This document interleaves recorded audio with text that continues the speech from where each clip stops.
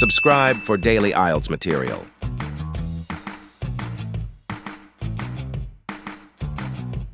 You will hear a number of different recordings, and you will have to answer questions on what you hear. There will be time for you to read the instructions and questions, and you will have a chance to check your work. All the recordings will be played once only. The test is in 4 sections. At the end of the test, you will be given 10 minutes to transfer your answers to an answer sheet. Now turn to Section 1. Section 1. You will hear a conversation between a computer technician and a woman whose computer has crashed. First, you have some time to look at questions 1 to 4. Pause the recording for 30 seconds. You will see that there is an example that has been done for you. On this occasion only, the conversation relating to this will be played first. Hello. Tom's Computer Maintenance. How may I help you? Hello, I seem to have a problem with my computer. It's really inconvenient too because I've a deadline tomorrow I'm rushing to meet, and suddenly the screen went blank. Blue. A blank blue screen. I don't know if you can do something about it. The answer is computer problem, so the reason for the phone call has been filled in for you. Now we shall begin. You should answer the questions as you listen because you will not hear the recording a second time. Listen carefully and answer questions 1 to 4. Hello. Tom's Computer Maintenance. How may I help you? Hello, I seem to have a problem with my computer. It's really inconvenient too because I've a deadline tomorrow I'm rushing to meet, and suddenly the screen went blank. Blue. A blank blue screen. I don't know if you can do something about it. The dreaded blue screen. I think I can do something about it. It's my job after all. There are a few different scenarios, though, that could be going on with your computer. You've tried restarting it, right? Oh, yes. Nothing. And it's plugged in, not running on battery? Yes. Are you sure? Can you check again? Okay. Yes, it's plugged in. Okay. Can you give me a bit more information about what happened? The screen went blank. No, I mean, what activity were you doing when the problem occurred? Your computer was on, I presume. You were working, right? What did you do immediately before the blank screen appeared? Were you using the internet? Oh, yes, I was. Is it a virus? That seems likely. What antivirus software are you using? I'm not sure. Oh, how embarrassing. Never mind. I'll have to come and have a look at your computer. Okay, that's great. Before you hear the rest of the conversation, you have some time to look at questions 5 to 10. Pause the recording for 30 seconds. Now listen and answer questions 5 to 10. All right, let's see. What about tomorrow morning about 10? Oh, no, that won't do, I'm afraid. I've got a very important project on the computer that absolutely must be finished and handed in by 9 a.m. tomorrow. By 10, it's too late, I'm afraid. Can't you come now? Well, I'm at a job at the moment and my wife and kids are expecting me home by 8 for dinner. Can you at least suggest someone else who can work? I know it's Sunday evening, but surely there's somebody. I mean, people have emergencies. I've been calling numbers in the phone book and you're the only one out of about 12 that even answered. Just a moment, don't panic. Where are you located? I'm in the Morningside area. Well, you're in luck. I have to pass your area on my way home anyway. Now, I should be finished here by 7:30, so what about around 7:45? Is that okay? Oh, that's great. Thank you. What's your address? 14 Branston Crescent, 2F3. That's BRANIST. No, sorry. BRANIST. Crescent. Oh, all right. And your name? Sandra Sarensen. That's SARRENCEN. And the name on the buzzer? The same. All right, I'll be there shortly. Thanks. Can I ask you how much it's going to cost? Certainly. My call-out fee is £60, and that covers the first hour's work. And after that, the fee is £40 an hour. Oh, gosh. That's rather expensive. How long do you think it will take? If we're lucky, it will be fairly quick. Honestly, though, if it takes much more than half an hour, I'll have to finish it tomorrow morning, but I doubt that will happen. I hope not. Will you take a cheque, or do you prefer cash? A cheque is fine. OK, so I'll be waiting. OK, bye. That is the end of section 1. You now have half a minute to check your answers. Pause the recording for 30 seconds. Now turn to section 2.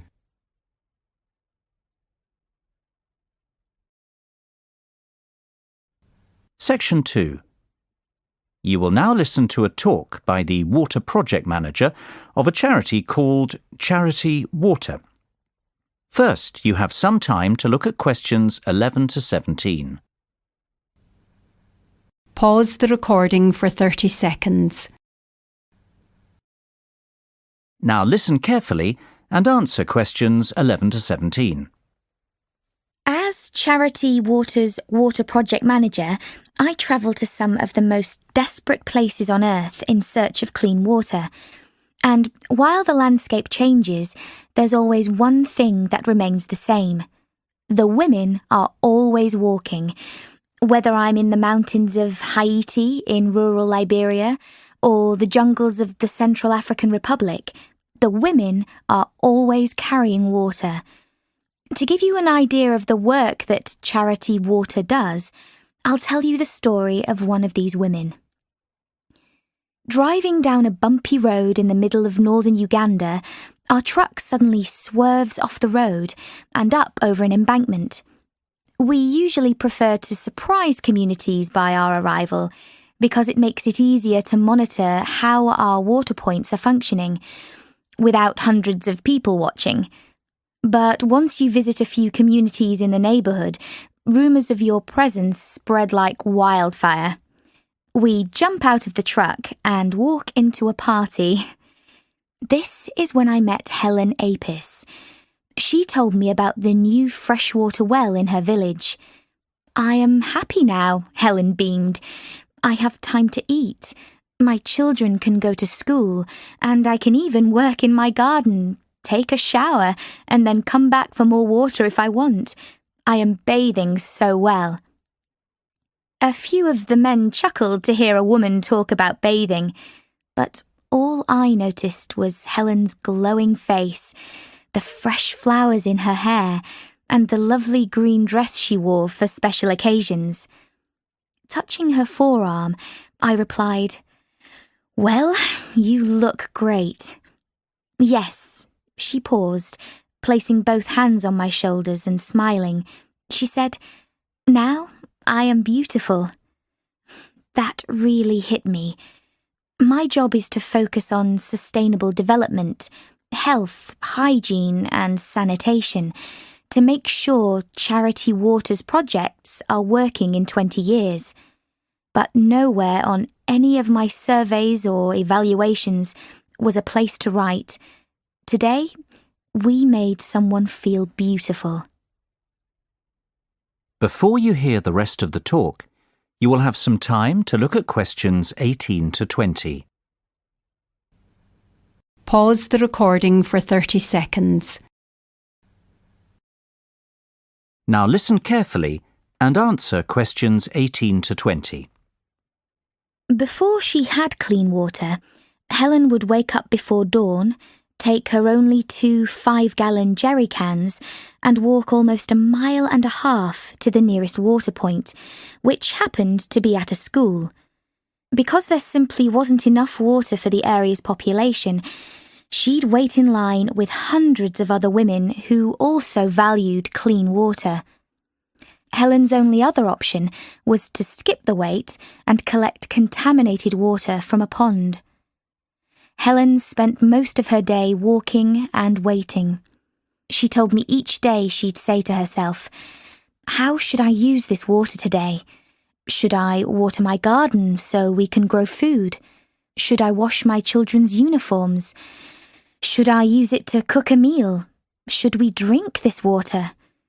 With 2 children, 1 husband, and 10 gallons, Helen had to make choices.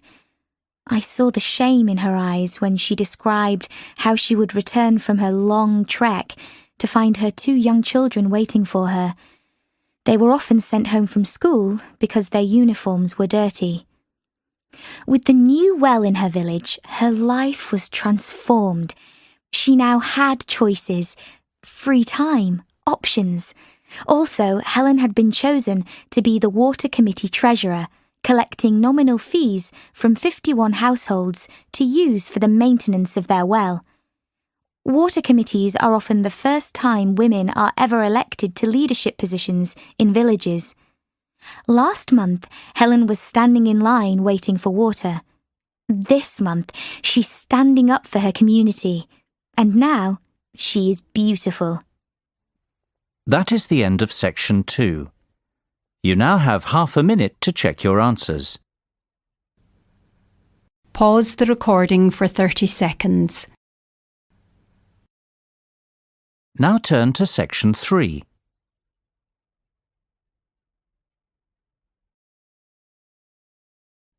Section 3. You will hear a conversation between a student, Jessica, and Dr. Kitching, a university advisor. First, you have some time to look at questions 21 to 25. Pause the recording for 30 seconds. Now listen carefully and answer questions 21 to 25. Hello, Dr. Kitching. My name's Jessica. I work for the student newspaper. I called you last week to ask if I could interview you for an article about how to ask for references. Oh, yes, I remember. Come in, have a seat. Thank you. Do you have a few minutes now to do the interview? Yes, that's fine. Great.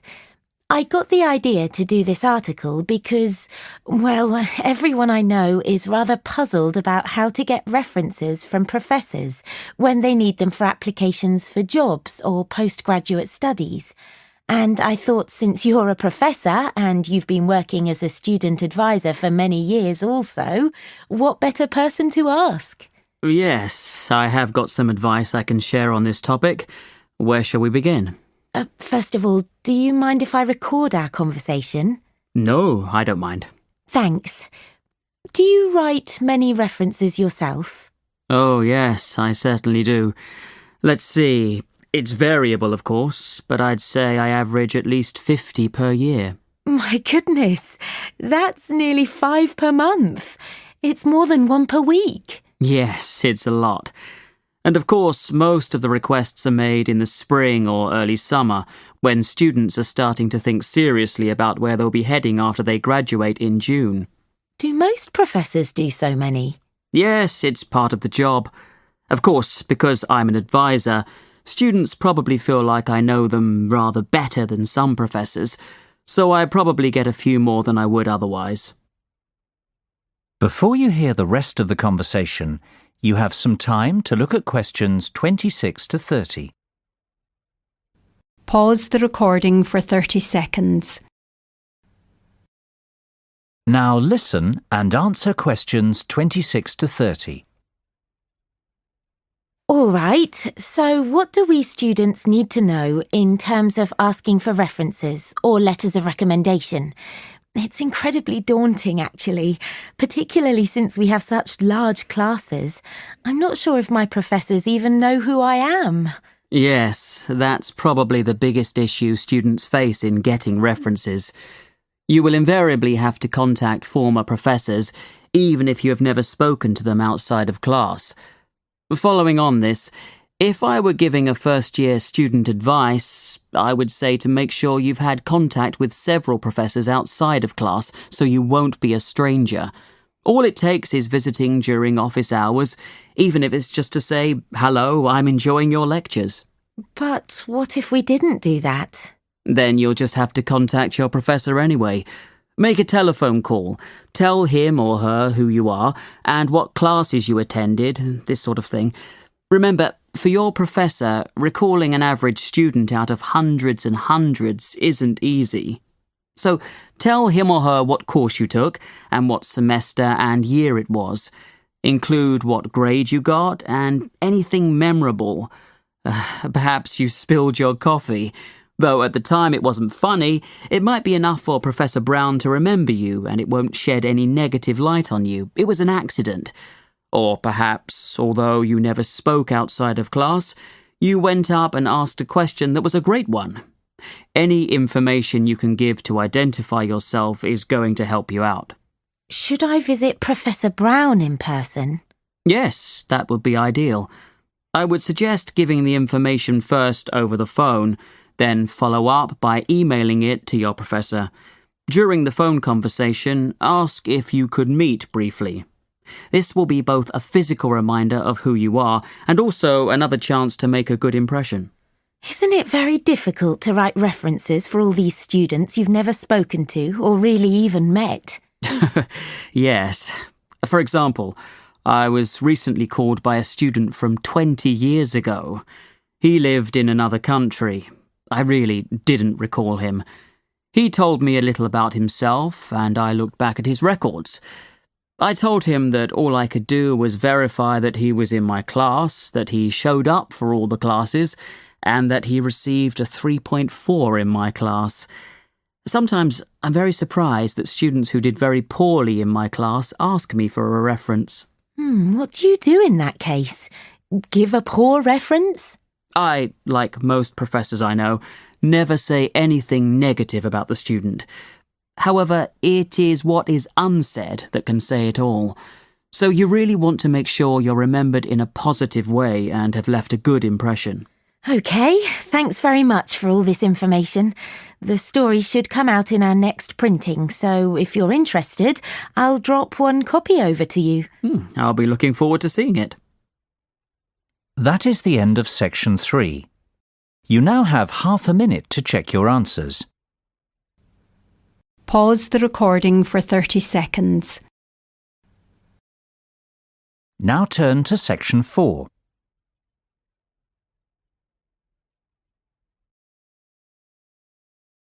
Section 4.